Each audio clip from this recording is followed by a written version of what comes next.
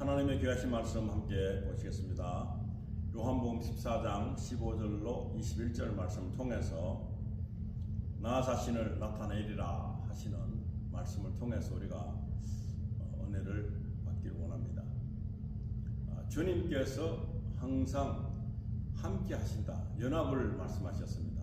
예수님은 언제든지 자신의 하는 일을 아버지께서 아신다, 아버지가 함께 하신다, 이런 연합을 말씀하셨는데, 예수님께서 우리들에게 요구하시는 것은 언제든지 주님과 연합하는 것을 말하고 있습니다. 말씀을 하는 모든 것을 보면 다 연합을 말씀하신 것입니다. 그래서 우리는 혼자이면서 혼자 모든 것을 감당한다고 생각하는데, 제자들의 삶을 보면 그지 않습니다. 이제 제자들의 그 모습을 보면은 제자들은 항상 자신의 것으로 하지 않습니다. 하나님의 것으로, 예수님의 것으로, 성령께서 도우시는 것을 통해서 이루어가는 것을 볼 수 있습니다. 그래서 오늘 이 말씀을 보면서 예수님께서 어떻게 약속하시는가, 우리에게 약속하신 그 말씀을 함께 보겠습니다. 15절에 보시면 너희가 나를 사랑하면 나의 계명들을 지키라. 예수님이 주시는 계명이 여러 가지가 있는데, 항상 우리가 일반적으로 느낌으로 받는 무언가가 하지 마라 하는 것은 하지 않으려고 하는 그런 움직임, 그런 결정, 이게 필요합니다. 하라는 것을 항상 나도 해봐야 되겠다 하는 그런 결정, 선택을 우리가 잘 깨달아야 됩니다. 그래서 말씀을 보면서 예수님이 계속해서 주장하시는 것이 있는데, 그런 것을 보면서 하나님께서 우리에게 함께 하시기를 위한 밑바닥 작업을 하고 계시다. 하나님과 예수님과 성령께서 우리에게 함께 하실 때에 우리는 권능을 받습니다. 그리고 그 모든 것을 할 때에 쉽습니다. 어렵지가 않습니다. 그런데 그것을 우리에게 주시길 원하시다 하는 것을 알고서 이 말씀을 들어야 되는 것입니다. 16절에 보시면 또 내가 아버지께 기도하겠고 그분께서 다른 위로자를 너희에게 주시리니 그가 너희와 함께 영원히 거하시리라. 성령님을 말씀하신 것은 보혜사 성령님을 말씀하는데, 예수님이 함께 계시면 얼마나 좋겠습니까? 언제든지. 그런데 동일하게 함께 하신다고 하신 말씀을 여기서 이렇게 약속하시는 것입니다. 내가 아버지께 기도하겠고, 무엇을 위해서 기도합니까? 보혜사 성령을 우리에게 보내주십사 하는 기도를 하는 것입니다. 그래서 그 보혜사 성령께서 하는 일은 뭔가 우리를 도와서 혼자 무언가를 하려고 하는 그런 힘든 것을 우리에게 권하는 것이 아니라 함께 하시는 것을 말씀하고 있는 것입니다. 그래서 우리가 힘겹게 홀로 서는 것이 아니라 바로 주님께서 함께 해주신다는 것을 알도록 지금 이렇게 계속해서 말씀하시는 것입니다. 그래서 우리가 그 성령께서 일시적으로 와 계시는 것이 아니라 너희와 함께 영원히 거하시리라. 영원히 거하시는데 필요한 것은 주님이 주시는 계명을 지키는 것입니다. 우리가 정직하게 행하지도 않고 위선자고 또 거짓 증거를 남발하지 않는 그런 상황에서는 가능한 것입니다. 그런데 그것과 반대되는 인간의 도리를 저버리고 상식을 무너뜨린 상태에서 자기 마음대로 하고 있는데 성령께서 같이 하신다 하는 것은 모순이 되는 것입니다. 그래서 여기서 너희에게 주신다, 성령을 주신다, 보혜사 성령을 주시는데 그가 너희와 함께 영원히 거하시는, 영원히, 일시적인 것이 아닌 것입니다. 영원히 거하시는 것이 바로 약속인데 이 약속이 굉장한 힘을 넣습니다. 우리는 혼자인 줄 알고 있습니다. 혼자가 아니라는 거죠. 만약에 혼자라고 생각되더라도 여기 이 말씀을 약속하신 주님을 바라본다면 이제부터 나는 혼자가 아니구나, 나와 함께 하시는 분이 계시구나, 내가 외로이 버려진 상태로 있는 것이 아니구나 하는 것을 깨닫는 믿음이 필요한 것입니다. 그러지 않으면 이 말씀을 믿지 않는 것입니다. 이 말씀을 믿는 자들은 바로 하나님의 그 영이 나와 함께 영원토록 함께 하신다, 나와 함께 동행하신다는 것을 전제로 한 상태로 이 말씀을 들어야 되겠습니다. 이 말씀 실컷 듣고 자기 마음대로 막 하다가 그러고 안 되면 왜 이렇게 됐습니까 주님? 왜 이런 일이 나에게 생겼습니까? 이런 발상을 하는 것은 아주 무모한 모습인 것입니다. 그렇게 하면 안 되고 바로 주님께서 나와 함께 하신다. 내가 햇빛에 가면은 나를 비춰주는 어떤 그 빛 때문에 그림자가 생기죠. 근데 그림자는 내가 아닙니다. 그러나 나를 지칭하는 어떤 나와 함께 하는 것을 느낍니다. 근데 우리가 가지고 있는 우리 마음속에서 가지고 있는 생각으로 살면 안 됩니다. 왜냐하면 여기서 영원토록 함께 하시는 그분을 항상 염두에 두고 살아야 됩니다. 어떤 일을 할 때라도 어떤 일이 생기더라도 이 모든 것들을 위해 주님이 함께 하신다. 너희와 일시적으로 하는 것이 아니라 영원히 거하신다. 영원히 함께 하시는 것입니다. 17절에 보시면 진리의 영인 그를 세상은 영접할 수 없으니 이는 세상이 그를 보지도 못하며 또한 알지 못하기 때문이라. 그러나 너희는 그를 아나니 이는 그가 너희와 함께 거하시며 또 너희 안에 계실 것임이라. 이렇게 약속을 하시고 이렇게 될 거라고 하는데도 나는 이거 안 믿어, 나는 이거 절대로 믿을 수 없어 부인하는 사람도 있을 것입니다. 그러나 그건 바로 진리 안에 있지 않기 때문에 보이지 않습니다. 진리의 영인 그를 세상은 영접할 수 없다는 것입니다. 세상에 속해 있으면은 이 진리가 보이지 않을 뿐더러 영이 어떤 일을 하시는지도 모르고 예수님이 나에게 어떤 도움을 주시려고 하는지도 모르고 있는 그런 상황에서 그냥 혼자만 사는 것처럼, 혼자 있는 것처럼, 어떤 데는 외롭고 어떤 데는 그냥 처참하고 어떤 데는 뭐 그냥 다 잘 되는 것 같은 나의 어떤 실력 때문에 그런 줄 아는 그런 모순에 빠지기가 쉽습니다. 그런데 여기서 이 말씀을 보면서 세상적인 눈으로 봐서는 절대로 볼 수 없다. 세상이 그를 보지도 못하며 또한 알지 못하기 때문이라. 그러나 너희는 그를 안다. 왜? 예수님을 알기 때문에. 예수님이 하신 약속, 예수님은 나의 구세주인 것을 믿는 사람들은 예수께서 나에게 어떤 일을 하셨는지 이미 나를 위해서 자신을 버려버렸습니다.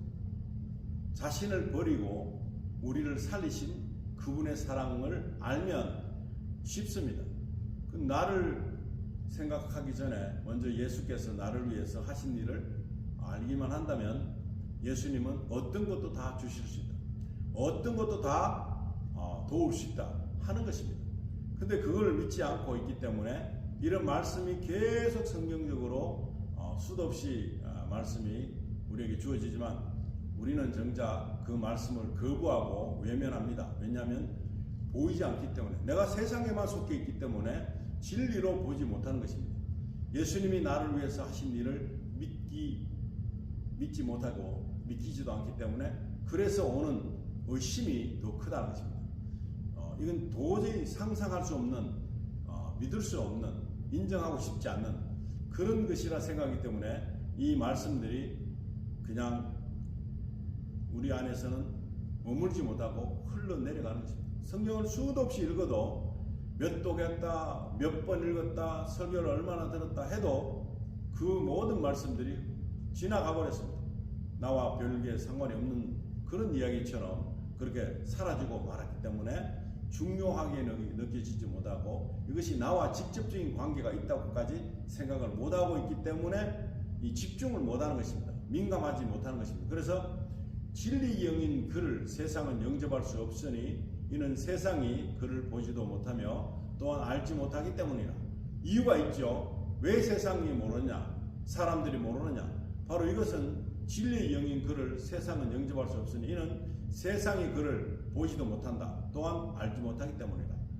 안 믿기 때문에. 예수 그리스도를 먼저 믿고 나를 대신해서 나의 죄를 짊어지신 그분께서 나를 죄를 속량하시기 위해서 이 땅에 오셨다 하는 것을 믿는 순간부터 이런 모든 일들이 작동되는 것입니다. 일을 하게 되는 것입니다. 그리고 우리는 믿는 사람들은 예수님과 연합을 할 수 있는 것입니다.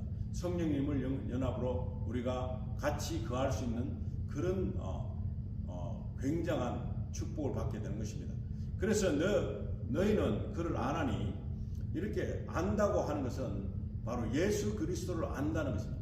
예수님께서 나의 죄를 대신해서 십자가에 죽으심으로 나는 구원함을 받았다 하는 것을 믿고 의지하는 것입니다.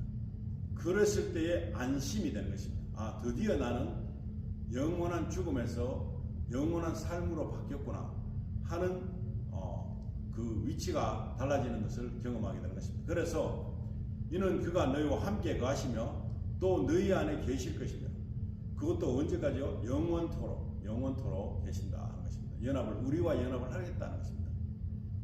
이것은 어떤 지나가는 사람이 말하는 게 아닙니다. 예수님께서 직접 제자들 앞에서 하신 말씀입니다. 그리고 오늘날 우리에게 이 말씀을 전가하고 있습니다. 그럼에도 믿지 못하는 사람은 그냥 세상 속에 살다가 악한 세상 그 풍조 따라가서 그냥 그렇게 악하게 그냥 버려지는 것입니다. 요한계시록에는 마지막 때는 악한 것이 아무리 선하게 인도를 해도 악한 것을 주장하는 사람이 많기 때문에 그 악함을 유지하고 그대로 버려두라는 것입니다. 어떻게 우리가 어떤 것을 할 수 있는 상황이 안 됩니다. 자신의 고집과 자신을 사랑하는 마음이 너무 크기 때문에 예수님의 그 희생과 예수님의 그 계획과 구원의 사역에 대해서 외면하는 것입니다. 예수님을 믿으면 무슨 법칙에 눌려가지고 내가 아무것도 못할 것 같은 그런 생각, 예수님을 그냥 간섭하는 자로 생각하기 때문에 그런 결론이 나오는 것입니다. 예수님은 간섭하는 것이 아니라 우리의 삶을 윤택하게 하기 위해서 오신 것입니다. 나의 남은 삶을 내가 예수님을 다시 만나는 재림 때에 만날 수 있는 그 예수님을 의지하면서 살아가는 이 시간적인 여유를 주었습니다. 그리고 그 동안에는 우리가 사람들에게 예수를 증거하는 삶으로 우리가 상급을 차곡차곡 채워가야 되는 것입니다. 그러기 위해서 이 땅에 오래 머물게 하는 것입니다. 그것도 모르고 그냥 기분 좀 나쁘면 나는 그냥 빨리 죽어야지, 아니면 나 영원히 살 것처럼 그렇게 사는 것입니다.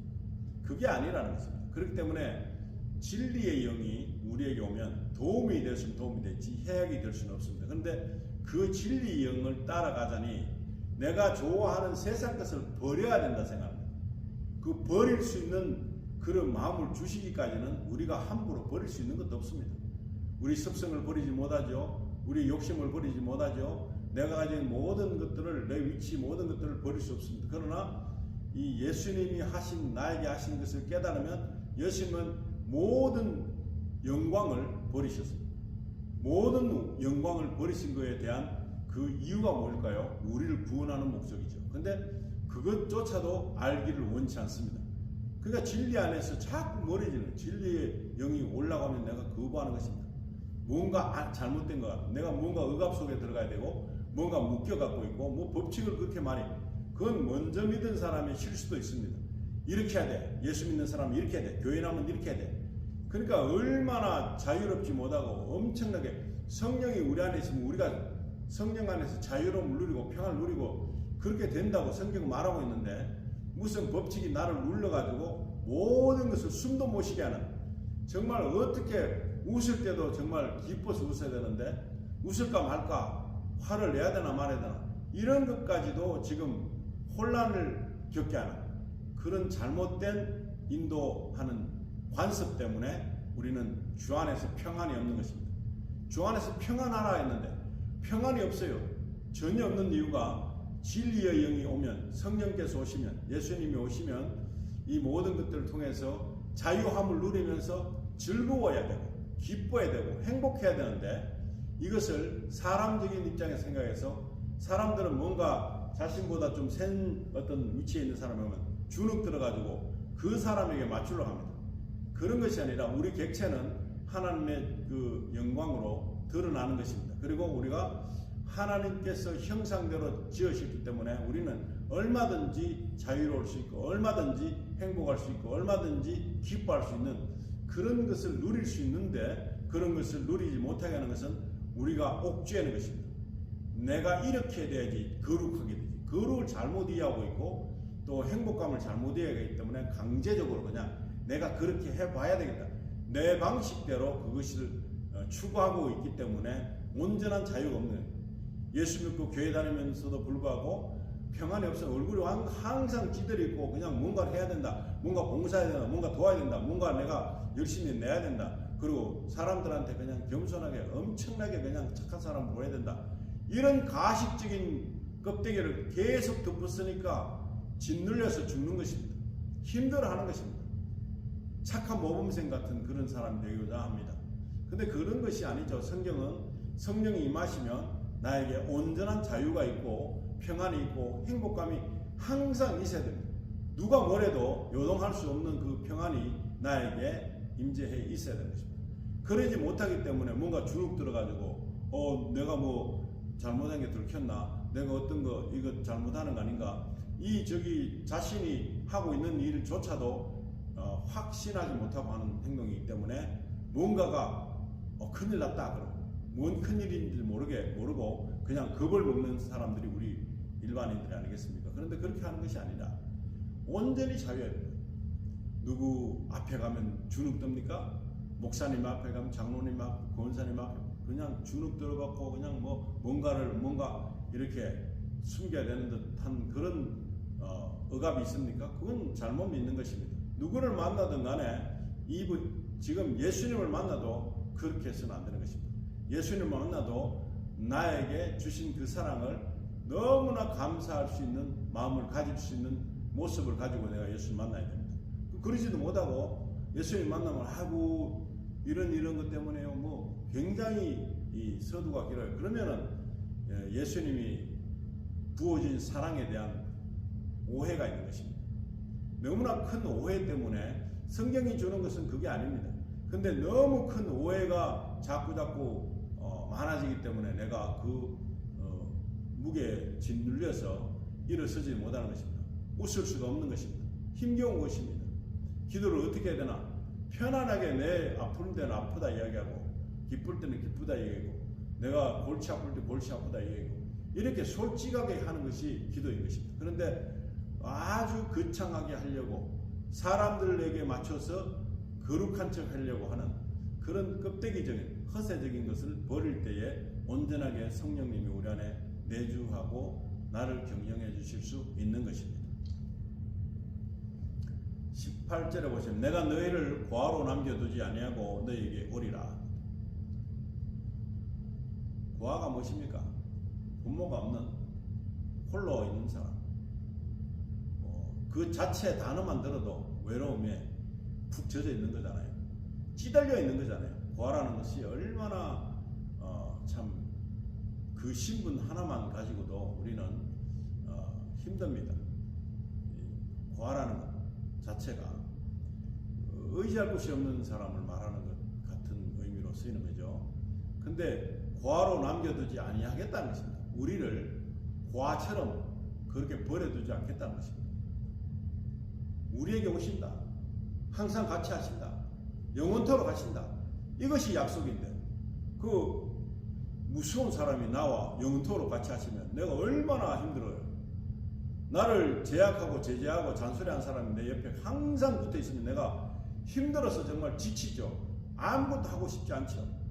그냥 이 현상을 탈출하고 싶죠. 근데 그것이면 왜 그런 것이면 예수님이 우리와 함께 하신다고 그랬습니다. 예수님은 그런 의미로 오시는 게 아니에요. 예수님을 자꾸 그런 식으로 오해하기 때문에 예수님 나를 정죄하러 오시지. 내 잘못한 거 다 알아보시지. 머리털도 세신다는데 그것까지 내가 어떤 생각했나 다 아실 텐데 내 이거 들키면 어떡하지? 이런 생각으로 있기 때문에 자유합니다. 죄 용서함을 받은 것에 대한 확신이 또 없어요. 그래서 굉장히 힘들어집니다. 내가 죄 용서함을 받았으면 그 다음부터 예수님을 만날 때는 우리 부모님보다 더 우리에게 완전한 사랑을 부으실 분이기 때문에 그런 사랑은 없습니다. 우리가 때가 묻었으면 때 묻은 대로, 똥 묻었으면 똥 묻은 대로, 내가 지치면 지친 대로, 내가 힘들면 병드는 대로, 내가 완전히 인생 말종 같은 그런 모습이라도 주님은 찾아오시는 것입니다. 주님은 그런 사람일 때는 더더욱 우리를 보호해주고 위로해주시고 우리를 안아주시고 그러기 위해서 오시는 것입니다. 그걸 모르고 잔소리꾼이 왔네, 정말 나를 어디다 또 흠잡아서 나를 괴롭힐까 하는 그런 분이 오는 것이 아니라는 것을 먼저 알아야 됩니다. 예수님의 그 생명, 귀중한 영광, 하늘나라 영광, 그 영광을 버리고 나를 건지시려고 하는 분에게 얼마나 큰 오해를 했습니까? 이건 사랑이 아닙니다. 이건 뭔가 잘못된 곡해, 그런 모습을 가지고 우린 예수님을 봤습니다. 많은 다른 종교들이 억압을 합니다. 내 말 안 듣면 큰일 나. 엄청나게 무서운 그런 염라대왕이라고 만들어 놓은 그런 것처럼 굉장히 무서운 쪽에 있는 신을 생각하게 만드는 것이 우리 연약한 인생들의 모습입니다. 그런데 예수님은 그런 것과 반대더라. 완전 반대더라. 그래서 우리에게 위로와 평안과 즐거움과 기쁨을 주시는 목적으로 오시는 것입니다. 그러기 위해서 만들었는데 이 땅에서 살면서 좋은 것을 못 봐요. 이제 내 눈이 완전 나빠졌어요. 좋은 것을 좋은 것으로 볼 수 없고 모든 것이 짜증스럽고 모든 것이 안 기쁜 쪽으로 바라보고 불쾌한 쪽으로 바라보기 때문에 그 아름답게 볼 수 있는 눈이 다 실명됐어요. 아름다운 것으로 다 치장이 됐구만. 보시기에 아름답더라, 좋았더라 하는 것을 볼 수 있는 눈이 다 가렸어요. 누가 가렸을까요? 마귀입니다. 마귀. 근데 내가 가지고 있는 심령 속에서 내가 짜증나고 불쾌하고 기분 나쁘고 맨날 첫날 이러면 나에게 지금 예수님이 계실까요? 마귀가 있을까요? 예수님이 계시면 이 모든 것들이 다 좋았더라요? 안 좋았더랍니다. 좋았더라는 것이 좋았더라. 모든 것이 좋았더라. 보기에 아름답더라. 정말 기쁘다. 정말 만족한. 안 좋은데 누가 만족합니까? 불만족이죠. 근데 하나님께서 원하시는 것은 만족을 원하는 것입니다. 우리가 만족하기를 원하는 마음이 전달되기를 원하고 계십니다. 그것도 모르고 성경을 보라 그러면 딱딱한 말씀을 아이고 봐도 정말 알지도 못하겠고 그냥 아이고 골치 아파. 이런 마음을 품어주게 하잖아요. 그러면 그것은 뭘까요? 그것이 지속되면 이제 잘 볼 수 있는 아름답게 된 모든 것들을 불신하는 것입니다. 다 안 좋다, 다 안 좋다, 다 짜증나고 다 불쾌하다.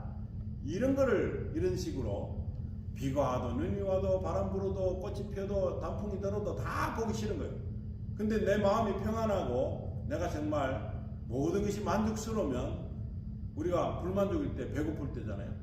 배고플 때는 모든 것이 짜증납니다. 근데 배가 부르고 눅눅한 마음이 되고 이제 좀 피곤하지 않으면 이 모든 것들이 다 멋있게 보이는 것입니다. 아, 단풍이 들었구나.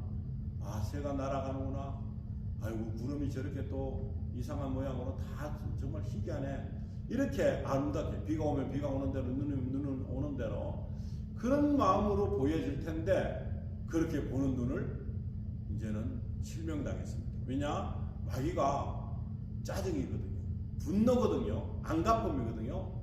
정말로 안 좋은 것들이 꽉 채워져서 폭발할 것 같은 그런 나는 왜 이 세상에 태어났을까? 이런 엉뚱한 결말을 보게 되는 것입니다. 그거는 마귀가 우리를 속였는데 나를 이제 쓸모없는 존재로까지 만들어버리는 급기야는 내가 필요 없는 것 같은 생각을 하는 것입니다. 사람들 기준으로 보지 마십시오. 예수님은 나를 위해서 그만한 모든 것을 희생할 함에 있어서 후회함이 없습니다. 예수님은 내가 뭔가 잘못되고 내가 뭔가 나서지 못하고 사람들에게 견줄 수 없는 그런 존재를 할지라도 예수님은 그 일에 하신 나를 위해서 죽으신 것에 대한 모든 것은 아이고 내가 저놈 때문에 내가 왜 죽었을까? 저 거지 같은 놈 때문에 내가 죽을 필요가 있었을까? 이런 생각을 안 하신다는 것입니다. 그런 사람이 한 명도 없다는 것입니다. 그런데 나 자신을 자학하고 있다는 것은 벌써 마귀에게 잡아먹혔다는 것입니다. 내가 정말 아이고 내가 왜 이럴까? 한시도 쉬는 날이 없어 피곤해 죽겠어. 맨날 그런 식으로 나를 자학하고 정말 이것이 다 희망이 없어지는 소망이 없어지는 것처럼 보이게 하는 그 눈을 크게 뜨고 있습니다. 원래 만들어진 그 아름다운 눈은 사라진 지 오래입니다. 그래서 볼 수 없는 거예요. 진리를 볼 수 없는 거죠. 왜냐하면 내 모든 것이 불만족으로 있기 때문에. 하나님은 분명히 6일 동안 지으시고 만족하셨습니다. 아름답더라. 모든 것이 아름답더라. 좋았더라. 이렇게 보시는데 그냥 우리가 고침받으려면요, 그 아름다웠던 사실, 그 지음을 만드신 하나님이 그 순간에 하신 생각을 한번 해보시기 바랍니다. 이게 완전 황폐되고 거지같이 정말 모든 것이 정말 아무것도 아닌 것처럼 보는 사람마다 짜증나는 그러면 왜 뭐하러 만들었어요? 만들 필요가 없지. 그게 누가 하기 필요해요? 아무것도 할 필요 없는 거야. 근데 그것을 그렇게 하지 않으셨다. 구하라 할지라도 그걸 남겨두지 아니하고 너희에게 오리라. 나에게 오신다는 거잖아요. 지금 고아처럼 버려두지 않고 정말 귀한 존재로 그렇게 나를 생각하고 계시다는 것입니다. 내가 이 모양 이 꼴이라도 사람들에게 다 그냥 호응받지 못한 존재라 할지라도 주님은 버리지 않으신다는 것입니다. 주님은 절대적으로 그러지 않는다는 것입니다. 오늘 이 시간에 이 말씀 듣는 동안에 내가 그런 존재라고 정말 자학하고 정말 세상이 짜증나고 보는 것마다 정말 불쾌하고 막 이런 마음이 있었더라면 내 눈이 실명됐구나. 내 눈이 하나님 주신 그 눈을 가지고 있지 않구나. 내 마귀가 가진 그 마귀가 속이는 거에 대해서 속아서 내가 눈을 이렇게 완전히 안 좋은, 정말 안 좋은 눈이 이제 보이지 않는 그런 사람이구나 깨닫고 주님이 분명히 나를 사랑하신다. 오늘 이 말씀 주신 거 보시면 고아로 남겨두지 않으시고 영원토록 나와 함께 하시고 영원토록 도와주시고 영원토록 평안하게 해주시고 영원토록 우리에게 기쁨을 주시고 평안을 주시는 그분을 만나야 됩니다. 그분을 만나는 건 쉽습니다. 그분이 하신 것에 대한 의미가 어디에 있는가? 나를 통해서 하시고자 하시는 일이 어디에 있는가? 그리고 나를 얼마만큼 귀히 여기시는가? 예수님 본인보다도 귀히 여기기 때문에 자기 자신을 우리를 위해서 버리신 거 아니겠어요? 우리를 귀하게 여기지 않으면 자기 자신을 왜 그렇게 죽기까지 하십니까? 그럴 필요가 없는 거죠. 그런데 주님은 그런 마음이 아니라는 것입니다. 굉장히 우리를 사랑하신다는 것입니다. 고아처럼 버려두지 않으시 절대로 우리는 영적으로 하나님 아버지라 하잖아요. 그럼 하나님을 부모로 둔 그런 사람이기 때문에 그 정말 여기서 확실하게 우리에게 약속하시잖아요. 고아처럼 버려두지 않는다. 그렇게 약속하시잖아요. 이 약속을 못 믿으시면 절대로 주님을 만날 수 없습니다. 성령님을 내 안에 거하게 하실 수 없습니다. 연합이 이루어지지 않습니다. 오늘 주신 이 말씀은 연합을 이루어야 합니다. 내가 연합을 이루어야 되겠다. 그렇게 작심, 무슨 일을 하면은 뭔가를 어떻게 뿌리 뽑든가 해야지. 내가 언제까지 이렇게 불만투성으로 세상을 보면 살아야 되겠습니까? 피곤하죠. 육신적으로나 정신적으로나 피곤하죠. 안 살고 싶은 생각이 들고 있는 그런 마음이 왜 왔을까요? 나를 하나님 사랑에서 끊으려는 그런 마귀들이 하는 일을 좋게 여기시면 안 됩니다. 19절에는 잠시 후면 세상이 더 이상 나를 보지 못하리라. 그러나 너희는 나를 보리라. 이는 내가 살고 너희도 살겠습니다. 이건 예수님이 돌아가시기 전에 하신 말씀인데 이 약속을 하십니다. 왜? 보혜사 성령을 보내시려면 하나님께서 한 곳에만 머물러 계신 예수님을 계속 지금까지 살려두시면 지금 예수님은 언제 어디나 무소부재하신 그런 분이 안 되시잖아요. 근데 여기서 말씀하신 것은 우리를 살리기 위한 목적으로 자신의 죽음을 예고하신 것입니다. 그리고 다시 보게 되면서 다시 주님이 살고 우리도 살게 된다 하는 약속을 해주는 것입니다. 이렇게까지 자상하게 말씀해 주시고 설명해 주시는데도 끝까지 못 믿을 수밖에 없는 그런 조건이라면 완전히 실명이 아니라 이제는 포기, 완전 돌이킬 수 없는 다시 돌려볼 수 없는 가치 없는 존재밖에 되지 않는 것입니다. 20절에 보시면은 그날에는 내가 내 아버지 안에 있고 또 너희가 내 안에 내가 너희 안에 있는 것을 너희가 알게 되리라. 알게 되리라. 예수 그리스도를 개인적으로 구세주로 만나신 분들은 이게 무슨 말씀인지 압니다. 성령이 임하신 분들은 무슨 말씀인지 와닿습니다. 그러나 세상적인 눈을 가지고 이해를 하려면 무슨 소리 하고 있는 지금 뭐지 이거? 도저히 용납되지 않는, 이해되지 않는 말씀입니다. 그런데 이 말씀 그대로 따라해도 됩니다. 그날에는 내가 내 아버지 안에 있고 또 너희가 내 안에, 내가 너희 안에 있는 것을 너희가 알게 되리라. 이만큼 큰 축복은 없습니다. 예수님이 내 안에 계십니다. 천지 창조하신 예수님께서 내 안에 계시다. 이건 뭐 엄청난 축복이죠.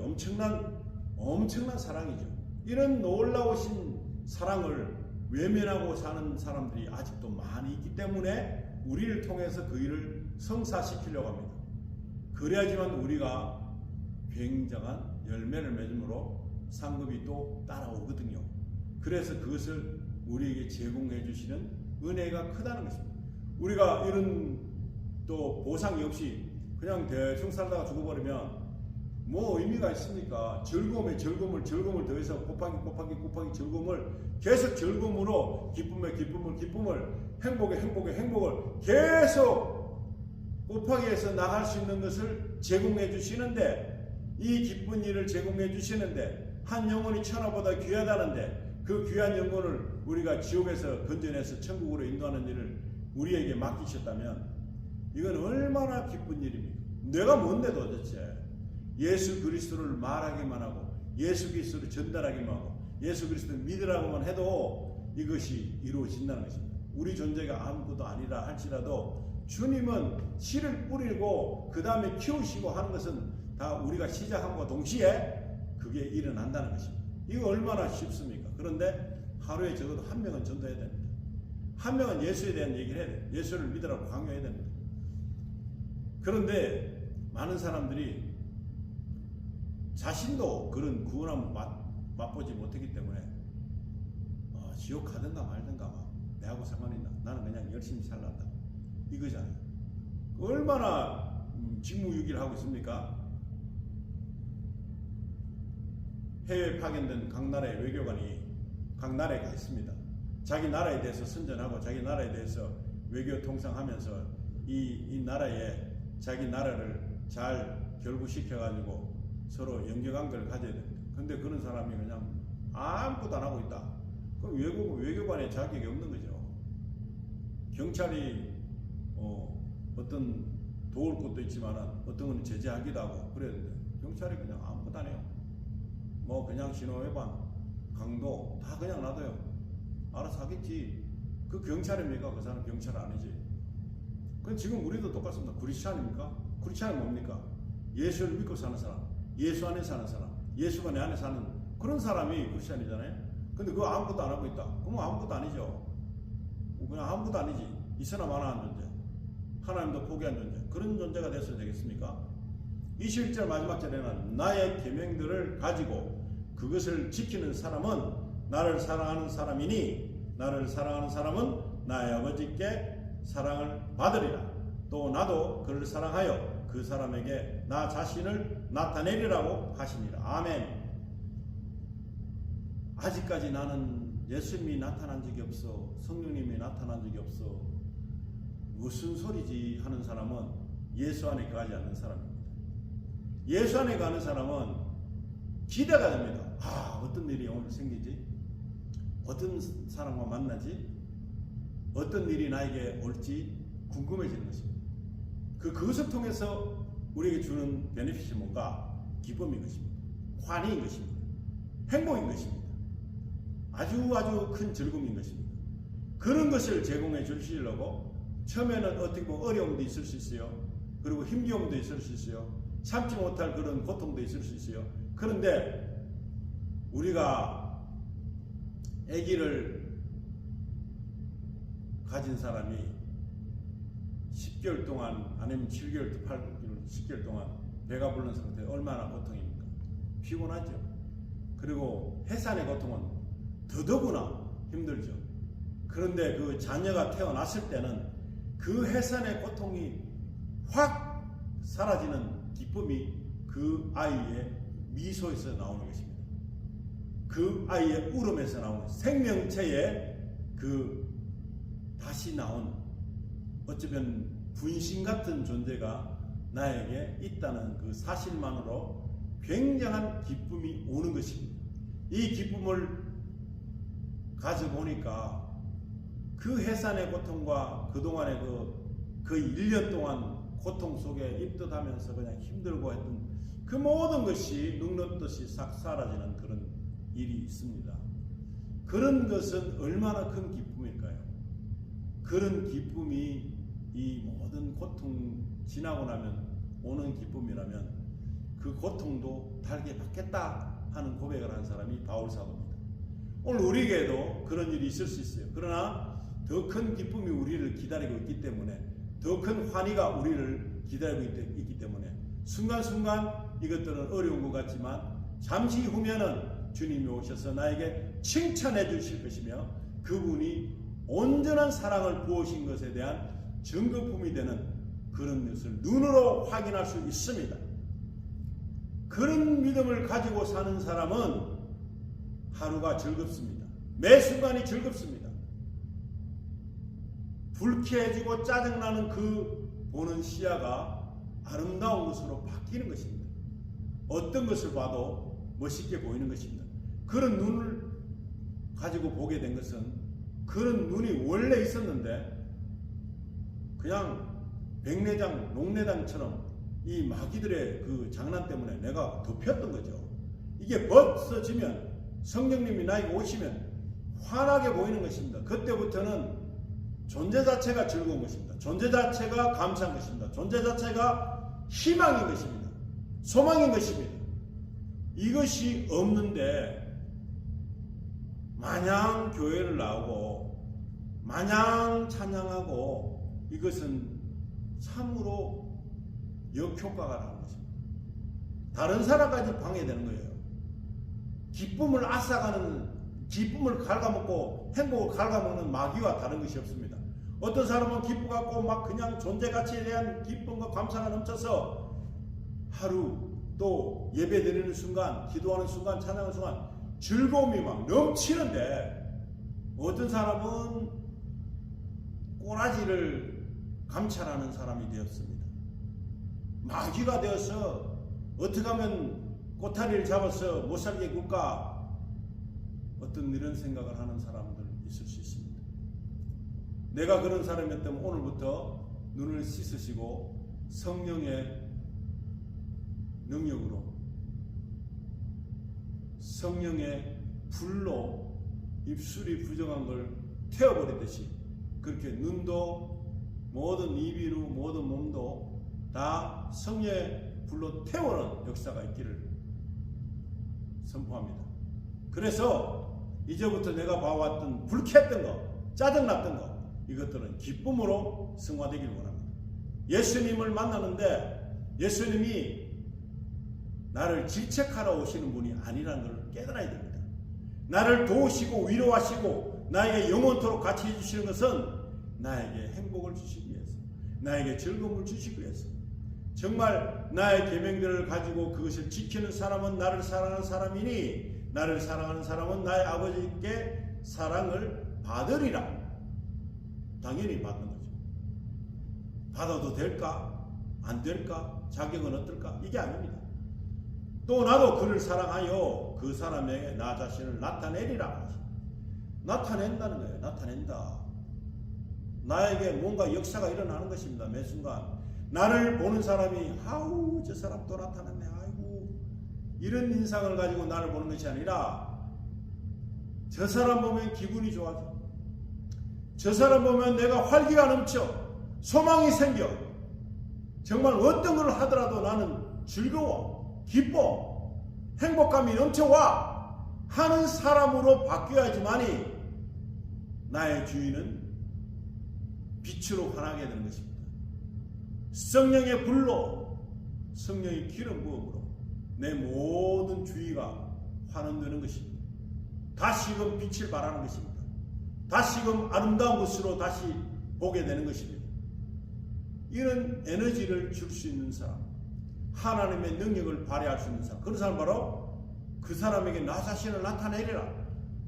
그 사람이 나라면 나를 통해서 주님을 나타내시겠다는 거예요. 주님은 자체가 행복인 것입니다. 자체가 기쁨이요, 자체가 구원인 것입니다. 그런 사랑이신 분이 나와 함께 하시는데, 사랑이 있는데 위험이 삐짓고 들어올 때가 있을까요? 사랑이 있는데 온 사물이 불쾌하게 보일까요? 사랑이 있는데 내가 누구를 미워함에 있어서 합당하게 여기실까요? 아니라는 것입니다. 너무나 기쁘다는, 너무나 행복하다는, 너무나 환희를 완전 기가 막히게 내가 그냥 삶에 대한 소망이 아깝다, 매 순간이 아깝다는 거죠. 엄청나게 기대되는 매 순간으로 만들어진다는 것입니다. 이것이 주님이 약속하신 것입니다. 주님이 나 자신을 나타내리라 하는 그 사람으로 바뀌는 비법을 오늘 말씀해준 이 말씀 속에서, 이 말씀을 보고도 아직도 못 깨닫는다면 그런 사람은 사람이 포기한 게 아니라 하나님조차도 포기할 수밖에 없는 선전입니다. 혼자 열심히 살아봐 되는 게 있는가? 그겁니다. 지옥문을 계속 두드릴 필요는 없습니다. 발로 걷어차고 나는 이제 하나님의 백성으로 살 거야. 예수님이 나를 통해서 본인을 나타내신다네. 나도 그것이 한 몫을 해야지. 행복의 원천이 돼야지. 기쁨의 원천이 돼야지 하는 마음을 가지고 매 순간을 승리하시는 그런 삶을 유지하시기 바랍니다. 하나님, 우리가 말씀을 믿지 않고 말씀대로 가지 않아서 영성이 떨어지고, 이 모든 영성이 떨어진 눈으로 보니까 세상은 정말 불쾌하기 짝이 없고 돌아가는 꼬라지가 영 안 좋다고 맨날 짜증내는 그런 사람으로 지내왔습니다. 오늘 이 시간부터는 어떤 것도 보지 못하고 이제는 예수님만 보고 사는 그런 믿음 되기를 원합니다. 온전히 예수님에게만 집중하면 다른 것이 보이지 않습니다. 아무리 보려고 해도 그 악한 세력이 우리를 넘어뜨리지 못하는 것입니다. 우리 안에 아름다운 눈이 있어요. 아름다운 귀가 있어요. 아름답게 말하는 입이 있어요. 그리고 행복을 추구할 수 있는 그런 원천적인 힘이 주님의 사랑으로 있습니다. 내가 자신을 스스로 그 귀한 사람을 통해서 드러내겠다고 하신 예수님 말씀처럼 우리 자신들이 다 예수님이 드러내시는 그런 도구인 역할을 잘 감당하는 그런 믿음의 사람으로 살아갈 수 있도록 희망과 소망과 기쁨을 주시고 행복감이 넘쳐서 언제든지 주님 감사합니다, 주님 저와 함께 해주셔서 이것을 어떻게 감당할지 정말 너무나 감탄사만 나올 수밖에 없는 그런 존재로 매 순간을 만들어갈 수 있도록, 상급에 집중할 수 있도록, 주님의 이름을 높일 수 있도록, 영광에 다 영광을 이루시는 주님이 우리를 들어 사용하실 수 있도록 우리를 내드리는 그런 귀한 순전한 믿음의 사람이 될 수 있도록 주님 도와주시길 간절히 바라며 우리를 살리시고 구원하신 우리 주 예수 그리스도 이름으로 기도드리옵나이다. 아멘.